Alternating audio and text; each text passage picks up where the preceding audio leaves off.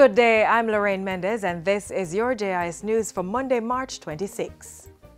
Minister of National Security Robert Montego is calling on residents of St. Catherine to be on the lookout for wanted persons seeking to escape police dragnets.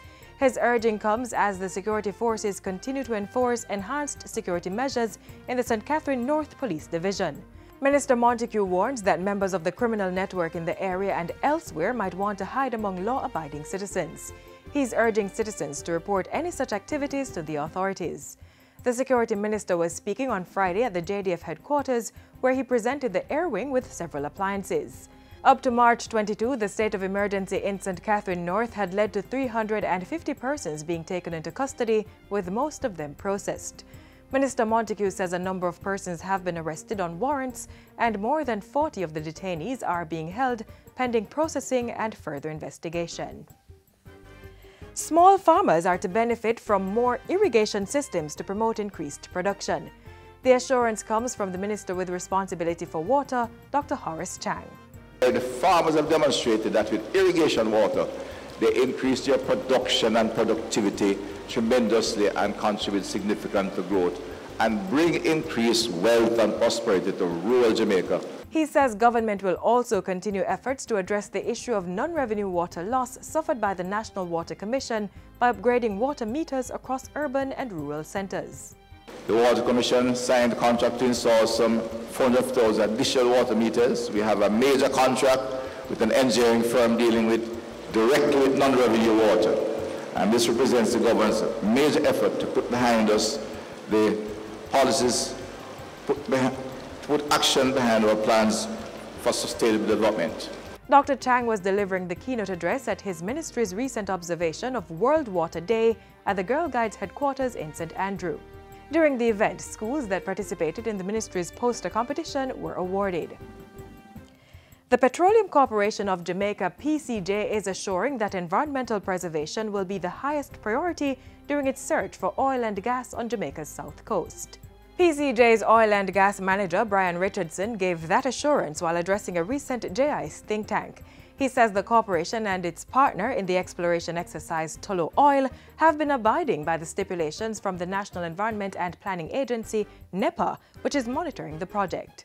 NEPA is an independent body, and they have looked at what Tullow is doing, and they've seen that they're doing the appropriate work, which is reflected in the international community. And so we've done this 2 times before. We've had any issues. We're going to go through it in the 3rd time, and I don't believe we're going to have any issues.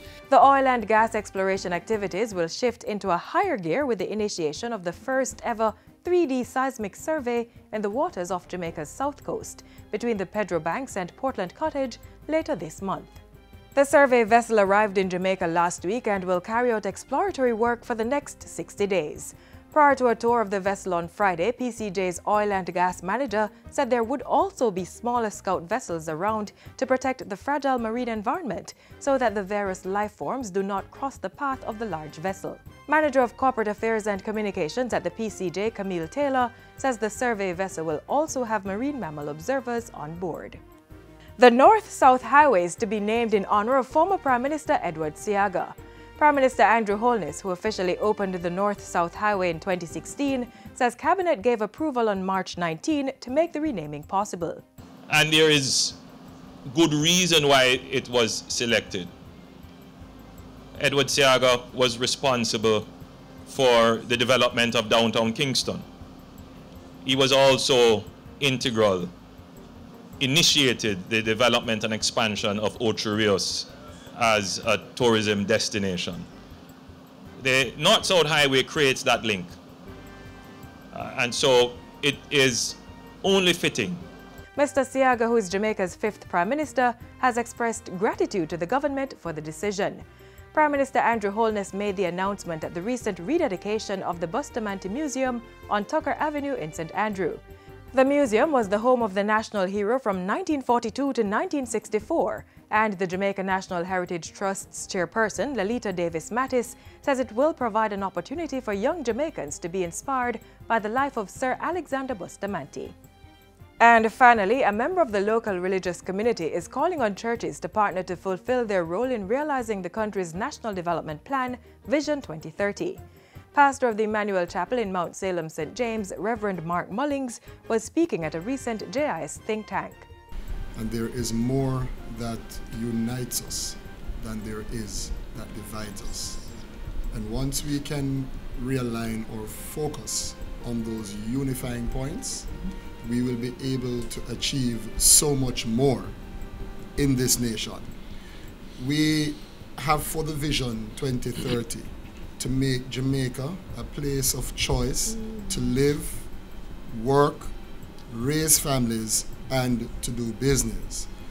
And one of the, if not the greatest thing that we will have to embrace to achieve that vision, whether by 2030 or even before 2030, is to unite this nation. Reverend Mullings also provided an update on the upcoming Supernatural Encounter Jamaica Crusade, which is being spearheaded by Trumpet Call Ministries International. The crusade, which is endorsed by the St. James Municipal Corporation, will be held from April 19 to 21 at the Montego Bay Convention Center. And that's it for JIS News Today. I'm Lorraine Mendez. Thanks for watching.